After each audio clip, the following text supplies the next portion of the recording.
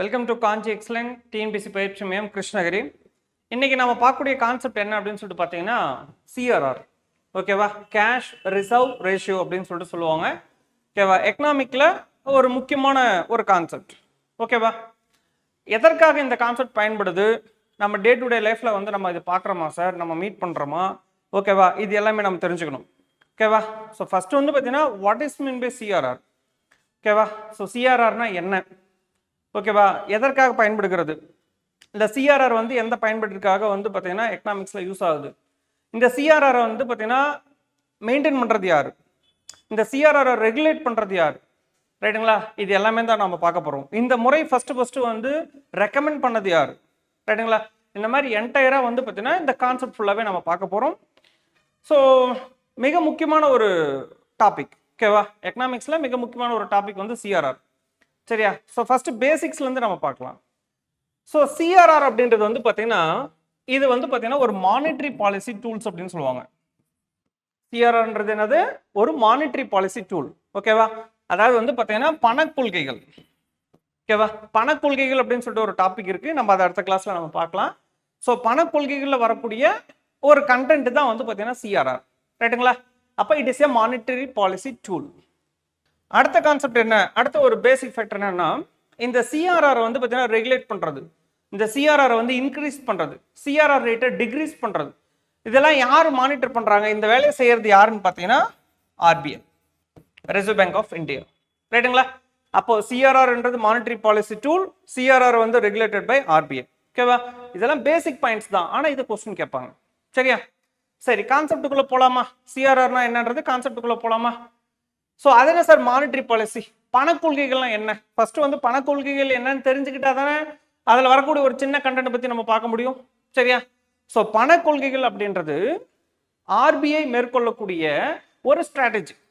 ஓகேவா, என்ன sir strategy, எதற்காக ஆர்பிஐ மேற்கொள்றாங்க, ஒன்றும் இல்லைப்பா, இப்போ நாட்டில் வந்து பார்த்தீங்கன்னா பணப்புழக்கம் சரியான அளவில் இருக்கா, பணப்புழக்கம் அதிகமாக இருக்கா, பணப்புழக்கம் கம்மியாக இருக்கா, ஓகேவா, இங்கிலீஷில் மணி சப்ளை, ஓகேவா, அதிகமாக இருக்குதா, மணி சப்ளை கம்மியாக இருக்குதா அப்படின்னு சொல்லிட்டு மானிட்டர் பண்ணுறது யாரோட வேலை, ஆர்பிஐயோட ஃபங்க்ஷன். ஓகே சார், இப்போ மணி சப்ளை அதிகமாக இருந்தால் என்ன பிரச்சனை, பணப்புழக்கம் அதிகமாக இருந்தால் என்ன பிரச்சனை அப்படின்னா, நம்ம பார்த்த ஃபர்ஸ்ட் டாபிக் வந்து பார்த்தீங்கன்னா இன்ஃப்ளேஷன் டாபிக் போட்டோமா.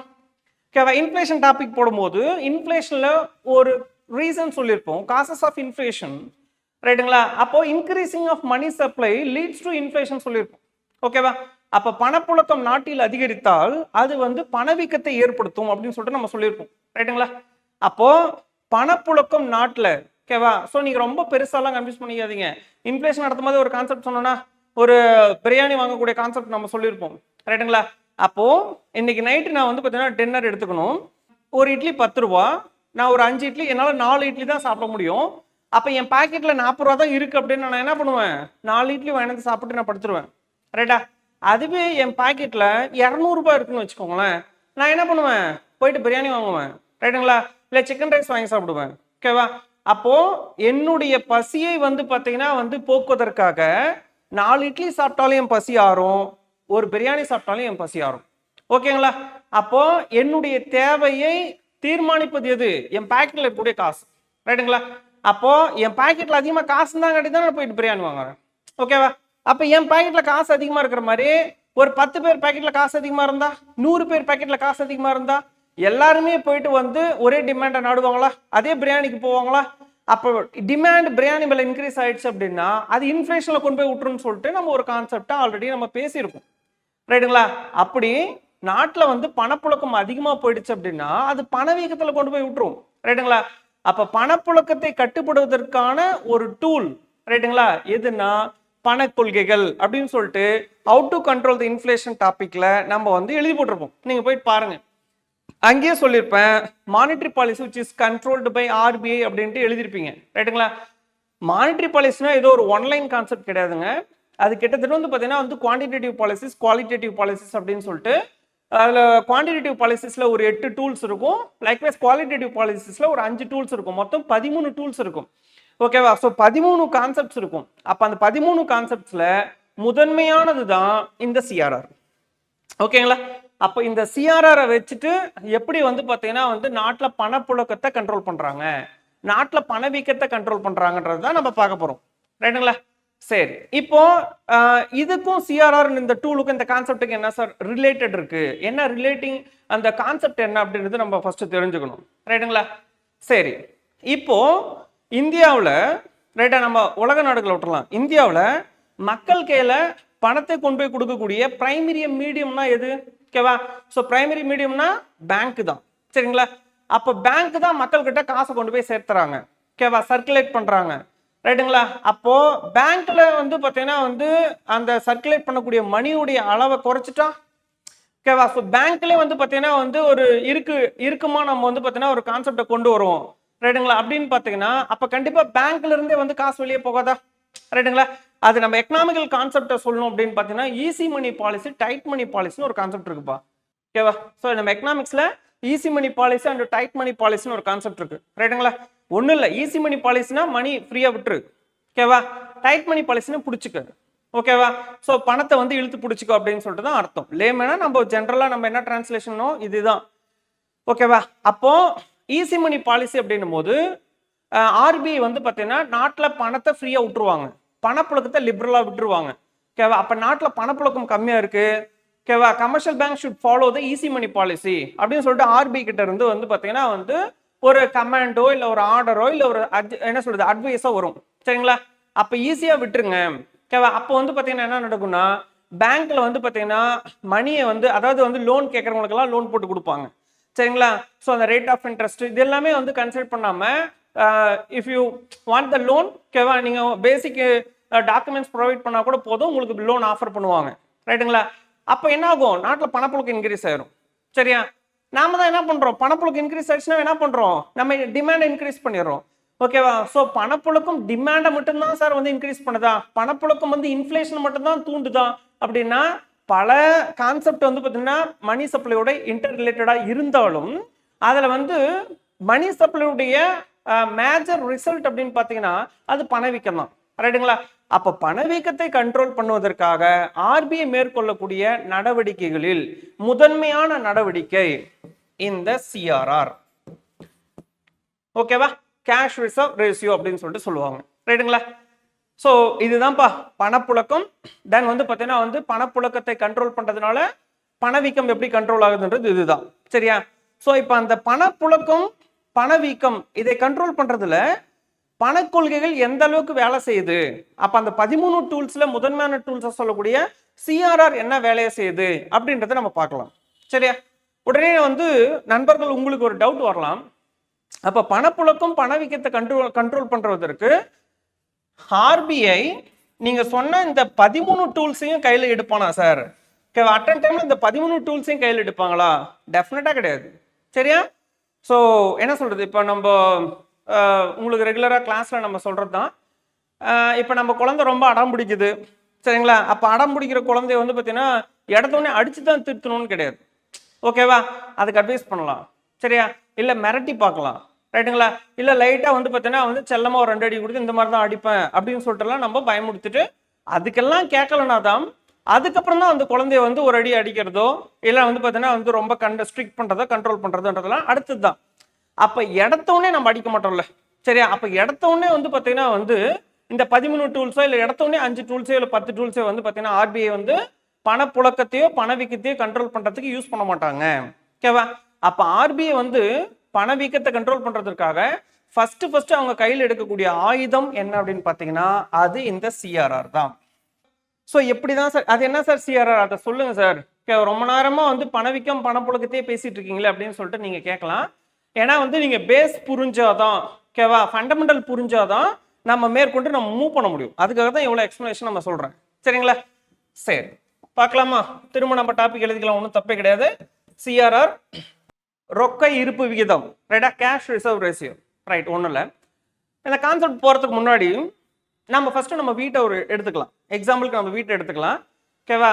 ஸோ அந்த வீட்டில் இருக்கக்கூடிய ஒரு எக்ஸாம்பிள சொன்னோம்னா ஈஸியாக உங்களுக்கு சிஆர்ஆர் புரியும். ஓகேவா? ஒன்றும் இல்லை, இப்போ நம்ம அம்மாக்கள்லாம் என்ன பண்ணுவாங்க அப்படின்னா ஒரு 20-30 வருஷத்துக்கு முன்னாடி ஒரு 25 இல்லை 30 இயர்ஸ் பிஃபோர் அப்பா சம்பாதிச்சுட்டு கொண்டாந்து கொடுக்குறது அமௌண்ட்டை வந்து பார்த்தீங்கன்னா சேலரி ஆகட்டும் இல்லை பிஸ்னஸ் இன்கம் ஆகட்டும் ஏதோ ஒரு இன்கம் ஆகட்டும், சரிங்களா, ஒரு மாதத்துக்கு எவ்வளோ சொல்கிறாங்க, ஒரு 30,000 கொண்டாந்து அப்பா கிட்ட கொடுக்குற, அப்பா வந்து பார்த்தீங்கன்னா அம்மா கிட்ட கொடுக்குறாங்கன்னு வச்சுக்கோங்களேன். சரியா? அம்மாங்க என்ன பண்ணுவாங்கன்னா அந்த 30,000 ரூபாயில ஒரு 2,000 ரூபாய் வந்து பார்த்தீங்கன்னா வந்து எடுத்து ஹைட் பண்ணிடுவாங்க. ரைட்டுங்களா? ஸோ என்ன சொல்றது, எடுத்து சேமிச்சு வச்சிருவாங்க, சேவிங்ல போட்டுருவாங்க. அது வந்து பார்த்தீங்கன்னா என்ன சொல்றது, பேங்க்லயோ இல்லை அந்த மாதிரிலாம் கிடையாது. எடுத்து 2,000 ரூபாய் எடுத்து வந்து பார்த்தீங்கன்னா ஒரு ரேக்ல, ஷெல்ஃப்ல, ஓகேவா, பீரோல அந்த மாதிரி என்ன வச்சு விட்டுருவாங்க. ஓகேவா? மீதி 28,000 வச்சுட்டு, ஓகேவா, பிஸ்னஸ் நம்ம மாத வீட்டு தேவைகளை இல்லை வந்து ஃபீஸ் கட்டுறது, மெடிசன்ஸ், இந்த மாதிரி வந்து எல்லா செலவுகளையுமே அந்த 28,000 ரூபாயில அடக்கிறதுக்கு பார்ப்பாங்க. சரியா? அப்ப இந்த 2,000 ரூபாய் இருக்கு இல்லைங்களா, இந்த 2,000 ரூபாய் எப்ப திரும்ப யூஸ் ஆகும், எப்ப அம்மாக்கள் வந்து இந்த 2,000 ரூபாய் எடுப்பாங்க அப்படின்னு சொல்லிட்டு பாத்தீங்கன்னா, அம்மாக்கள் மட்டும் இல்ல, அப்பாக்களும் அந்த மாதிரி எடுத்து வைக்கலாம். ஒரு எக்ஸாம்பிளுக்கு நான் சொல்றேன். சரிங்களா? ஒரு எமர்ஜென்சி சுச்சுவேஷன், ஓகேவா, இந்த 28,000 காலி ஆயிடுச்சு, ரைட்டுங்களா, இல்லைன்னா வந்து பார்த்தீங்கன்னா இந்த 28,000 ரூபாய் வந்து பார்த்தீங்கன்னா அமௌண்ட் வந்து ஏடிஎம்ல இருந்து வித்ட்ரா பண்ண முடியல, ஏதோ ஒரு காரணத்தினால வந்து பார்த்தீங்கன்னா ஒரு எமர்ஜென்சி, அப்ப காசு ஒரு 1,500 திடீர்னு தேவைப்படுது அப்படின்னா அந்த நேரத்தில் இந்த அமௌண்ட் ரிலீஸ் ஆகும். ஓகேவா? ஸோ அப்போ ஒரு தேவை அப்படின்னா இந்த அமௌண்ட் ரிலீஸ் ஆகுது இல்லைங்களா? அப்படி நம்ம வீட்டில் வந்து ஒரு சிறிய தொகை வந்து எப்படி எடுத்து சேமிச்சு வைக்கிறோமோ அது நாட்டில் செஞ்சா அதுக்கு பேர் சிஆர்ஆர். ரைட்டுங்களா? இப்போ இந்த அமௌண்ட் எடுத்து நம்ம வீட்டில் ஏதோ ஒரு இடத்துல பதுக்கி வைக்கிறோம், நம்ம சேமிச்சு வைக்கிறோம் இல்லைங்களா, அது நாட்டில் எங்க நடக்கும் அப்படின்னா ஆர்பிஐ கிட்ட நடக்கும். சரியா? ஸோ இப்போ வந்து இவ்வளவுதான்ப்பா, இதுதான் சிஆர்ஆர். ஓகேவா? என்ன சார் வீட்டை சொல்லிட்டு இதுதான் சிஆர்னு சொல்லிட்டு சொல்றீங்களா, இது எப்படி பொருந்தும் அப்படின்னு நீங்க கேட்கலாம். எக்கனாமிக்ஸ்ல 2 கான்செப்ட் இருக்கு, you know very well. Micro economics and macro economics சொல்லுவாங்க. ரைட்டுங்களா? அப்போ இண்டிவிஜுவல் இன்கம், தனி மனித வருமானம், ஓகேவா, ஃபேமிலி இன்கம், ரைட்டுங்களா, ஸோ சிறிய அளவிலான வரவு செலவு கணக்குகள், these are comes under micro economics only. ஓகேவா? லார்ஜஸ்ட் அமௌண்ட் ஆஃப் அக்கௌண்ட்ஸ், ஓகேவா, பெரிய அளவிலான வரவு செலவு கணக்குகள், ரைட்டுங்களா, ஸோ லைக் வந்து இன்ஃப்ளேஷன் இல்லை நேஷனல் இன்கம் இல்லை வந்து பார்த்தீங்கன்னா டெப்ட், ஓகேவா, இது எல்லாமே வந்து பேங்கிங், எம்என்சிஸ், ஓகேவா, இது எல்லாமே வந்து கம்ஸ் அண்டர் மேக்ரோ எக்கனாமிக்ஸ். ரைட்டா? நம்மளுக்கு மைக்ரோ எக்கனாமிக்ஸ் புரிஞ்சாதான் மேக்ரோ எக்கனாமிக்ஸ் புரியும். ரைட்டுங்களா? அப்போ வீட்டில் வந்து நம்மளுக்கு மாதத்திற்கு வரக்கூடிய வருமானத்தில் ஒரு சிறிய பங்கை எடுத்து எப்படி வந்து ஒரு இடத்துல சேமிச்சு வைக்கிறோமோ அதே போல நாட்டிலுமே வந்து பார்த்தீங்கன்னா வங்கிகள், ஓகேவா, இதுதான் கான்செப்ட் பாயிண்ட். நம்மளுக்கு சொல்றது கான்செப்ட், சிஆர்ஆரோட கான்செப்ட் இப்போ நம்ம சொல்றது தான். ரைட்டுங்களா? கமர்ஷியல் பேங்க்ஸ், வணிக வங்கிகள்,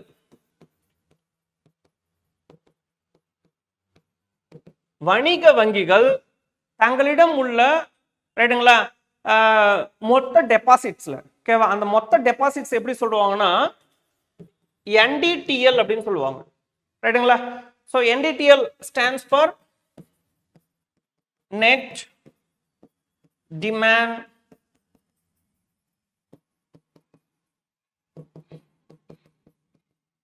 ஓகேவா, நெட் டிமாண்ட் டைம் லைபிலிட்டிஸ்னு சொல்லுவாங்க. ரைட்டுங்களா? ஸோ வங்கிகள், வணிக வங்கிகள், ஓகேவா,